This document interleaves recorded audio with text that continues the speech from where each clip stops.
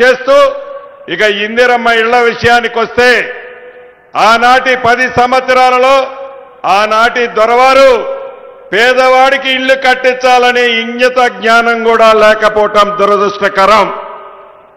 అటువంటిది మన పేదోడి ప్రభుత్వం మీ అందరి దీవెనలతో వచ్చిన తర్వాత అన్న మాట ప్రకారం మొదటి సంవత్సరమే 4.5 లక్షల ఇళ్లు ప్రతి నియోజకవర్గానికి 3,500 ఇళ్లు తగ్గకుండా ఇస్తూ గిరిజన నియోజకవర్గాలలో అత్యధికంగా ఇయ్యాలి అని గౌరవ ముఖ్యమంత్రి గారి సూచనల మేరకు ఈ నియోజకవర్గానికి 1000 ఇళ్లు ఐటీడీఏ పరిధిలో సుమారు 25,000 ఇళ్లు అదనంగా ఇవ్వటం జరిగింది. రాష్ట్ర వ్యాప్తంగా ఎవరైతే చెంచులు ఉపకులాలు ఉన్నాయో 13,000 కుటుంబాలుంటే ఆ 13,000 కుటుంబానికి కూడా ఇందిరమ్మ ఇళ్లు ఇవ్వటం జరిగింది.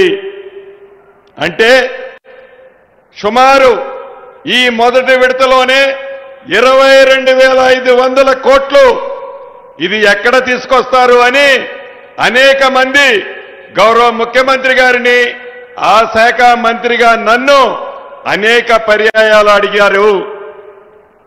ఆనాడు 10 సంవత్సరాలు పరిపాలించిన పెద్దలు కూడా అనేక వేదికల మీద వీళ్ళు డబ్బులిచ్చే కావు మాయమాటలు చెప్తారు, ఇళ్ళు ఇస్తామని చెప్పి మీకు డబ్బు ఎవరు అని పొంకరాలు పొంకారు ఆ 10 సంవత్సరాలు పరిపాలించిన ప్రబుద్ధులు.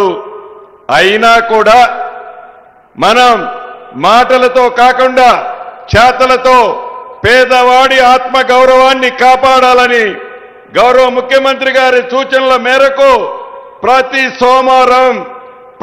సోమవారం నాడు ఏ లెవెల్లో కడితే ఆ లెవెల్లో ఇందిరమ్మ ఇళ్ళకి టింగ్ టింగ్ టింగ్ అంటూ హైదరాబాద్ లో ముఖ్యమంత్రి గారి ఆఫీసులో బటన్ నొక్కితే మీ ఖాతాల్లోకి డబ్బులు జమవుతున్నాయి. అది ఇందిరమ్మ ప్రభుత్వం అంటే.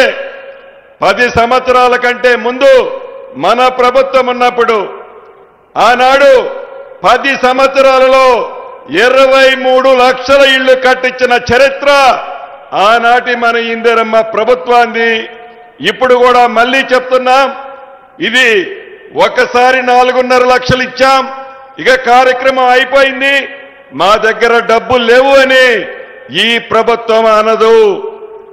పేదవాళ్ళు ఎవరైతే ఉన్నారో మొదటి విడత ఇచ్చాం, ఇంకా గ్రామాల్లో అర్హులైన వాళ్ళు చాలా మంది ఉన్నారు.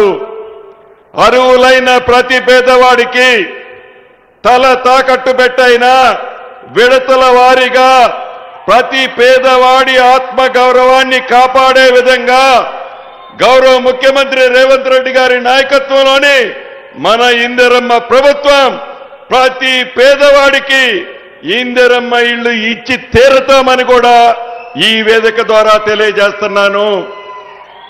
అంతేకాదు ఆనాటి ప్రభుత్వం ఇళ్ళు ఇచ్చినప్పుడు నువ్వు పింక్ కలర్ చొక్కా తొడుక్కున్నావా, మా పార్టీకి ఓటేస్తావా అని అడిగారు.